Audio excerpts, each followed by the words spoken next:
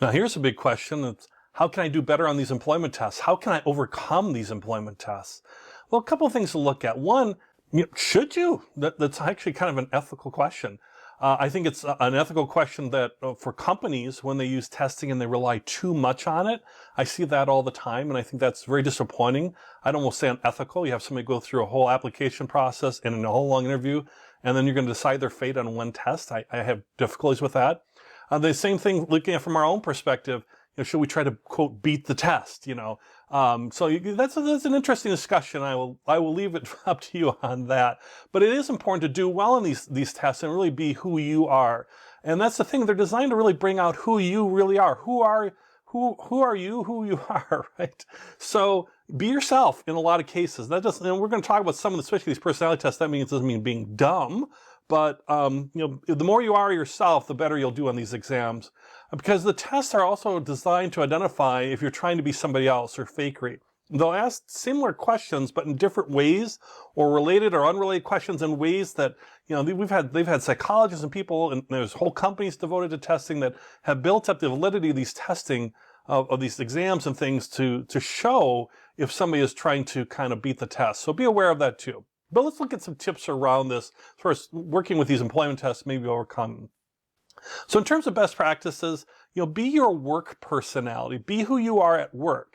At home, in your personal life, you might actually be a little different than in your work life. Maybe in your personal life, you're even more outgoing, the life of the party, whatever it might be. But at your work personalities, you might be a little bit more thoughtful or deliberate.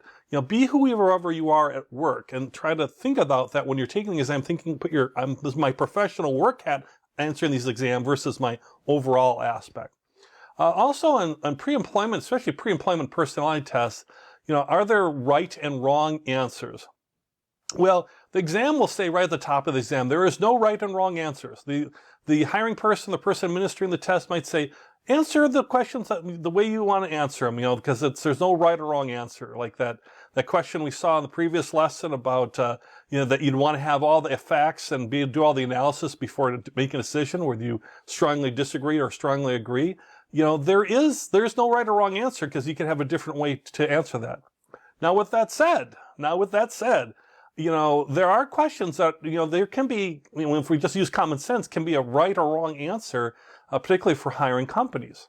So, for example, you might get a question like, do you like working with people? Or do you like to lead in a group? So let's look at this one. Like, do you like working with people? Strongly disagree or strongly agree? And in between, there's different options. Well, if you say, well, I strongly disagree, do you like working with people? In effect, you're saying, I hate people. I hate working with people. I wish there was no people on the earth. It was just me. And you might say strongly disagree to, do you like working with people? The challenge with that is, I don't know of a company out there that doesn't want to hire people that can work with other people, like their boss at least, or on a team. Doesn't mean that's your job function every single day, and you can really be independent even on a full-time employment type job, just like in a freelancer, but you have to deal with people to a certain extent. So answering that in a very strong negative is I'm going to be honest, it's going to hurt you, right? And then also might be really related to the position itself. Like, do you like to lead in a group? Now, for some positions, no big deal. You could be middle of the road in your answer on that, no big deal. You're more of an individual contributor anyway. And that's perfectly fine. But if you're applying for like a management position or a leadership position of some type, executive position, or just entry-level management, whatever it is, where you might be responsible for a team or leading a project, maybe it's not even the actual people, but you're leading the project and there's people that are part of that. If you answer, I strongly disagree, do you like to lead in a group? I don't like leading in groups. I don't want to be the leader. Strongly disagree. Well, if you're applying for a management position, leadership is a core component of management in management positions. So you would be very hard pressed to, if it's in a pre-employment personality test, to move further along, or afterwards, if you were somehow able to do great interviews for a management position, and then it comes back saying you don't really like to lead in groups, that would be certainly a red flag for me when I'm trying to decide on who I'm going to make an offer to in the end, because it's such a core part of the job. So think about that with the jobs, the job descriptions, what you're going to do. If it might be a little bit leaning towards right or wrong answers with some of these questions. The other thing too is to read the question very carefully. Some of these things are timed, so you don't have as much time. They're done by design to put you a little bit under stress. But some you have as much time as you need. So take that time and read the question carefully. Like if it says, do you like working with people? If I read that too fast and it said, and somehow in my mind, I read questions fast, and I might be like, I might read it in the negative and say, that I would strongly agree with that. Or I might say I strongly disagree because I misread the question thinking it was the exact opposite. So read the questions carefully.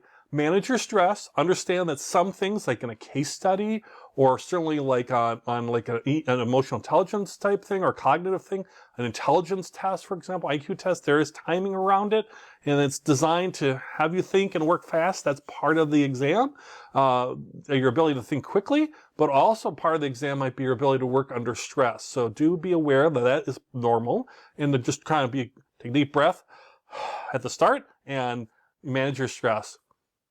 And there's some, next lesson, we're going to look at some examples of some of these tests, but there's lots of really good free or paid test prep out there, particularly around things like case studies, which can have a lot of different varieties to them. So I would say if you're starting to see certain ones all the time, certainly these personality tests, do a couple free ones online to get a feel for what they're like before you go in. Or if you're struggling with some of these types of exams, and if you're really looking for a job and that they're very hardcore around like case studies and things, and you're doing these interviews and boy, they're really tough to get through these case studies, there's lots of services and things out there that you can do to help you prepare for the exam portion of this whole, job search, functions basically for you. Because in the end, what we're looking for is to get a job offer. We get the job offer, we have all the power, you can decide yes or no.